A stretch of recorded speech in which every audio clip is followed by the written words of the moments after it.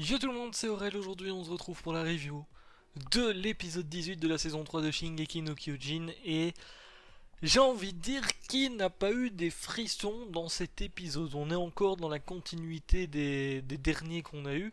Et c'est vrai que là, eh bien, on enchaîne des épisodes incroyables, hein, les uns après les autres. Et encore une fois, eh bien, on est en plein dedans. Si vous l'avez pas vu, allez le voir. C'est dispo sur Wakanim, lien en description. Comme d'habitude, vous connaissez, vous avez été nombreux à réagir par rapport à l'épisode de la semaine dernière et nombreux à dire qu'il était juste incroyable, hein. Bon, ça, je m'y attendais un petit peu. Il n'y a pas quelqu'un qui est arrivé en mode oh, l'épisode il était nul. Bon, c'est un petit peu logique vu l'épisode. Le mec qui dit ouais, celui-là il était nul, il y a un souci. Hein, il y a un souci quelque part, clairement, et du coup on va parler de l'épisode 18 qui était beaucoup plus calme que le dernier qu'on a eu. Bon, c'est vrai que le dernier qu'on a eu niveau action c'était complètement incroyable, hein. Du début à la fin, franchement, on était dans de l'action et c'était assez intense. Cet épisode-ci il était plus calme, mais on a une énorme décision qui a été prise d'ailleurs. On a revu les scènes qu'on avait pu voir, c'était à la fin de l'épisode 12 où il nous avait montré un petit peu des scènes justement de qu'on a eu dans cet épisode-ci, il me semble, ou c'était pour le teaser de la saison 2, je sais plus, enfin de la partie 2. Soit, en tout cas, c'était vraiment incroyable. Alors au début, j'avais un petit peu du mal avec l'épisode parce que je trouvais que ça manquait un petit peu de musique. Franchement, c'est vrai que bon, pendant une bonne partie de l'épisode, on a beaucoup de dialogues, etc. Et sans forcément de musique, le seul son qu'on a en fond, c'est la fumée de Rainer ou des titans et un petit peu les bruits d'ambiance qu'il y a autour d'eux. Mais bon, le combat est terminé, donc c'est vrai qu'il n'y a plus grand chose, quoi. Il y a juste un petit peu de bruit de fumée ou des petites choses comme ça. Et c'est vrai qu'au début, je trouvais ça un petit peu dommage, puis au final, quand les OST sont arrivés, bah, je me suis dit, oh, bah, en fait, ils ont bien fait. Ils ont bien fait parce que pour moi, il y a deux manières de vraiment nous rentrer dans un moment assez triste et où on a beaucoup de pression, etc., beaucoup de tension. C'est ou bien tu mets une musique vraiment quasiment pendant tout le temps, une bonne musique triste, etc. Ou bien tu mets pas grand chose et juste boum, au bon moment, tu fous un petit truc et c'est ce qu'ils ont fait ici. Et clairement, ça passait hyper bien. Effectivement, on a eu la plus grande décision très certainement de l'humanité par rapport à Shingeki en tout cas. C'est de choisir entre Erwin et Armin. Et il y a des choses très intéressantes d'ailleurs qu'on a vu dans cet épisode parce que l'épisode en soi se base sur la réflexion justement de ou bien sauver Erwin ou bien Armin.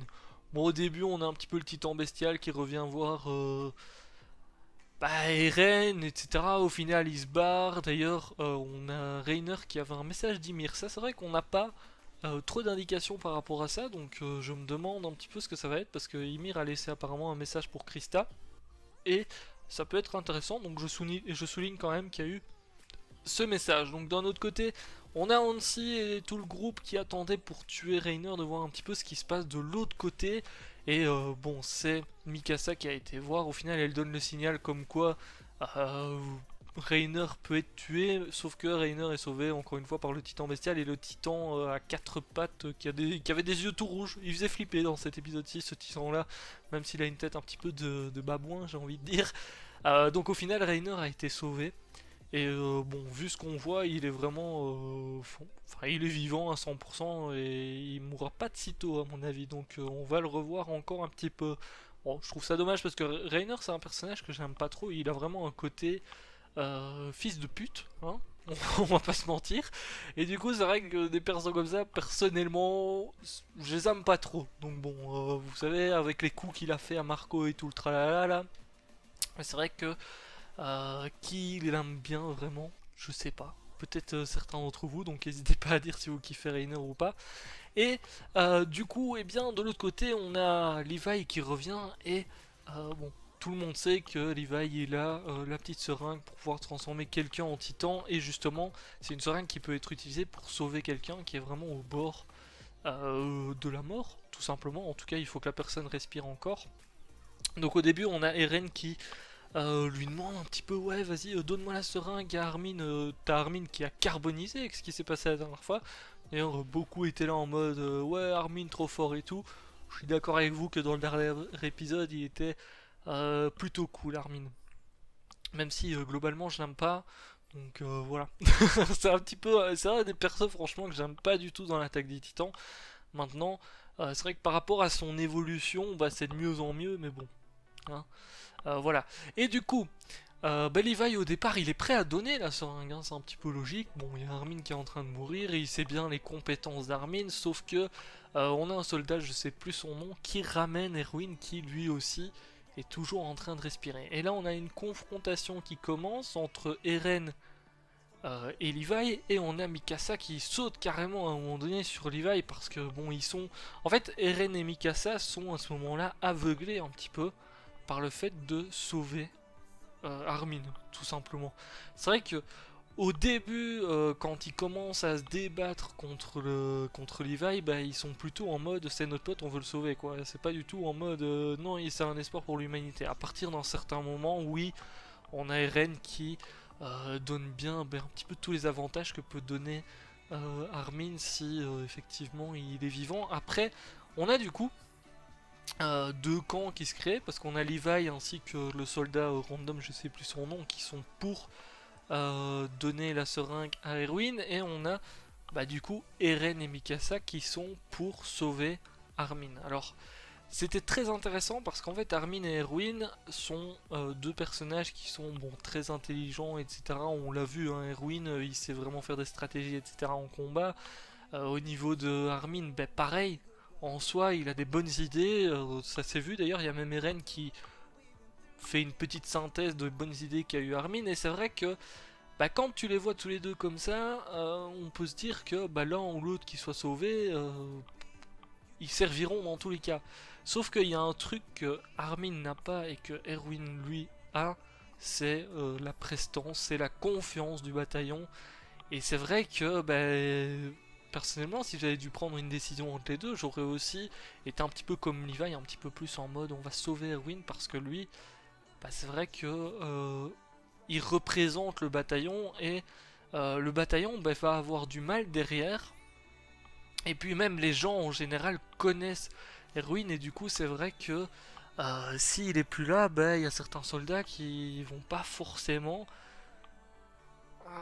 être comme avant, quoi. Ça s'est vu encore il y a 2 épisodes quand Erwin a pris la décision d'aller vers la mort avec tous les soldats. Ben, si ça n'avait pas été Erwin, clairement, les soldats n'auraient peut-être pas suivi. Ça s'est vu qu'il avait vraiment...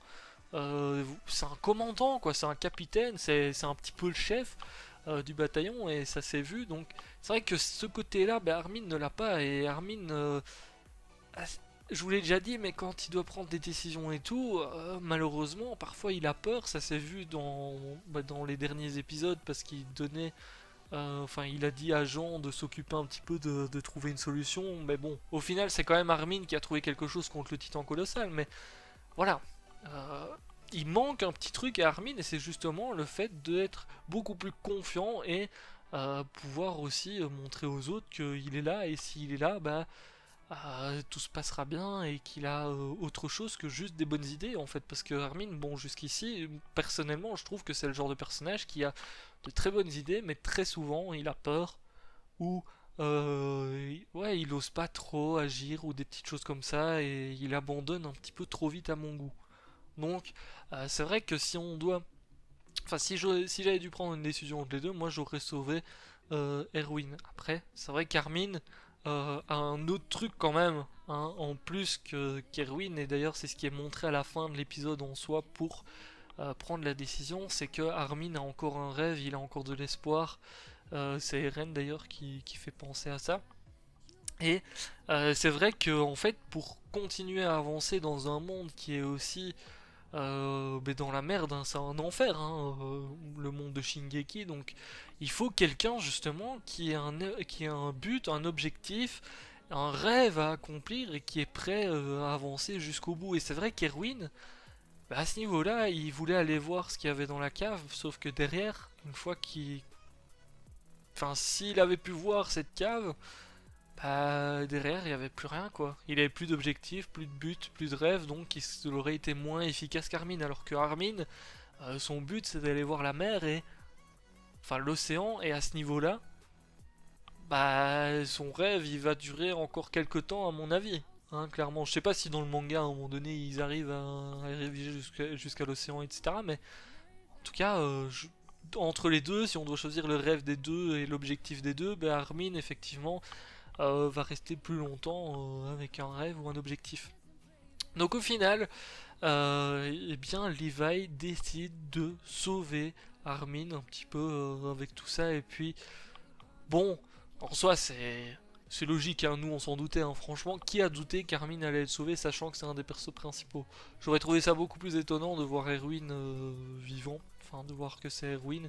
Au final, bon, Levi a quand même voulu sauver Erwin, sauf que Erwin en fait l'a rejeté, on va dire aussi, et puis ça a fait réfléchir un petit peu plus Levi, qui au final a choisi de sauver Armin. Armin qui a bouffé Bertholdt et du coup a chopé des pouvoirs de titan et peut revenir à sa forme humaine. Donc très impatient de voir les prochains épisodes, surtout pour ce qu'il y a dans la cave, parce que ça c'est une question qu'on a depuis le début, depuis la saison 1, on se demande ce qu'il y a dans cette foutue cave. Donc impatient de voir ça, et n'hésitez pas à me dire ce que vous avez pensé de cet épisode.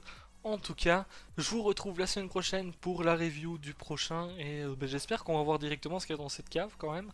Et puis on va voir un petit peu comment se comporte Armin par rapport à ce qui s'est passé aussi. Et j'espère qu'il saura effectivement prendre la relève d'Erwin à un moment donné quand même, parce que c'est lui qu'on a sauvé à la place d'Erwin. Donc bon, il faut un moment qu'il se bouge les fesses, le petit Armin. Allez, sur ce, je vous laisse là. Ciao, ciao.